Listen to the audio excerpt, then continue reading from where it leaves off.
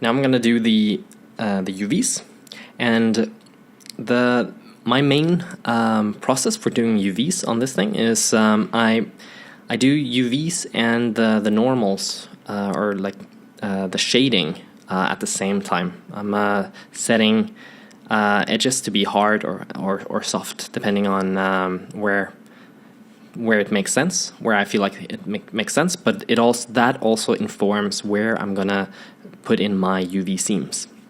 So everywhere where I have hard edges, you should also have a UV seam. That's a kind of a general guideline for doing UV maps for game resolution models.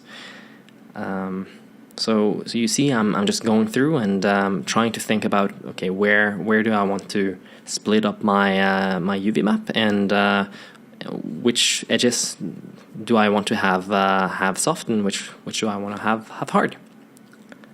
So I'm going to spend quite a lot of time just going through all the different the pieces or edges on this this part of the model, and making them hard or soft depending on what I think makes sense.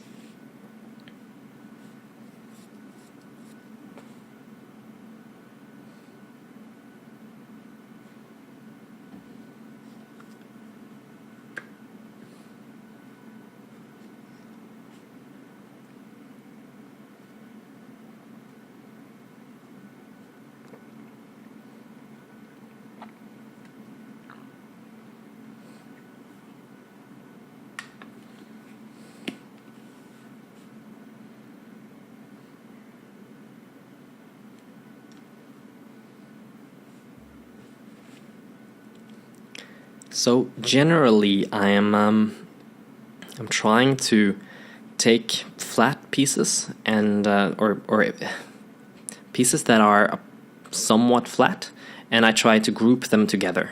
And I try not to use too many hard edges, hard edges there. I've done quite a lot of UV mapping, so I kind of know where I need seams. But this is, if you're new to this is a bit of a trial and error kind of thing. But there you see, I just select all those hard edges. I also make them UV seams, and then I do a simple UV layout for that. And you see, it for the most part it works pretty well. But there are some places that give me a little bit of problem, and that is because I'm using so many n-gons. So I'm gonna show you how I solve that. You see, this one, for example, is quite distorted, and it helps a little bit to change the UV layout over to conformal. You just do that by hitting F6 and then changing it from what is it called, area over to conformal. No, angle based over to conformal. Conformal is usually smart to use for these sort of like hard surface things. Angle based can be a little bit better for organic shapes. But here you see that I'm just adding a little bit of an extra edge, and then doing another UV layout, and it solves a lot better. It just the UV algorithm in Blender doesn't work so well on certain n-gons. So it just helps to triangulate them or just cut them a little bit, and then it usually will work out just fine. Or it will work out just fine. So that's a simple trick. And here you see I have another crazy n-gon, and it just doesn't, the default thing just doesn't work at all. So the solution here is, because it's just a flat n-gon, I might as well just do a normal flat UV projection, and that works, of course, perfectly fine in this case. So initially, I'm thinking that I'll just do one for that piece, but I'm removing that UV seam that I just made. But there you see, I'm just projecting from view and just making a flat projection. There you see, and yeah, it's actually a nice trick to know that when you have these UV seams, if you hit L over a polygon, then it will select everything that is within that UV island. So it's a nice way of selecting only a part of your model.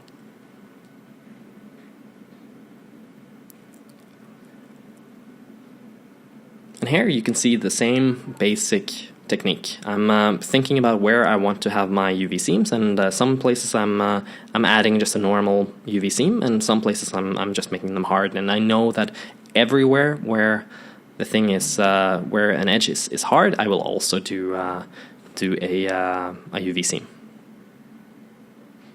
And again, you see that huge N-Gon is behaving really badly, and of course I can just do a normal flat projection from view, and that solves it perfectly fine. In this case, it's just a matter of cutting it a little bit and then doing another unwrap, and it works great.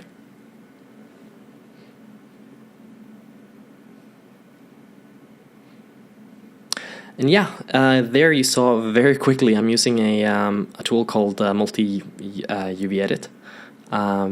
That one is brilliant, or Multi-Object UV Edit. It's a great tool for just selecting multiple objects and then going into edit mode, or into UV edit mode, and editing UVs on several objects at the same time.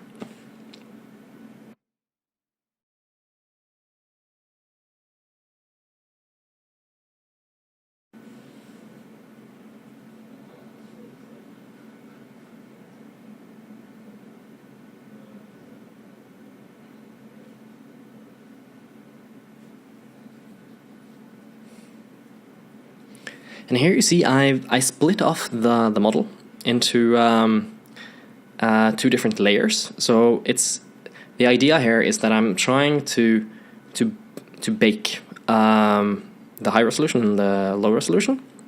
So the baker has a hard time baking things that are too close to one another, or if they are overlapping. And of course on this model there are quite a few overlapping objects, so I'm just separating them out and then baking them separately.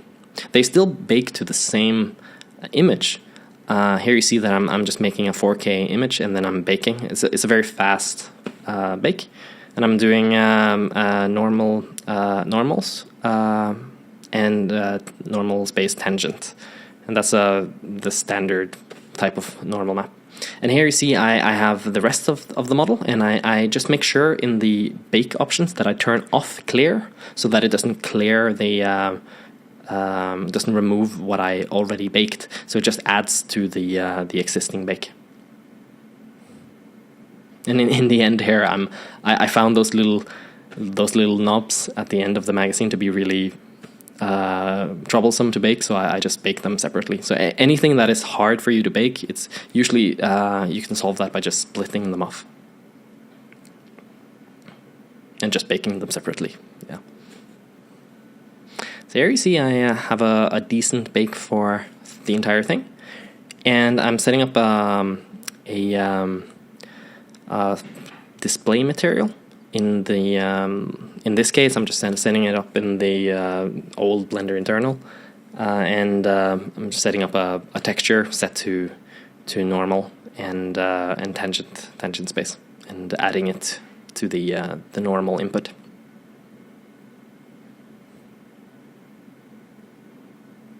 So you see normal map, tangent, and then take off color and just put on normal.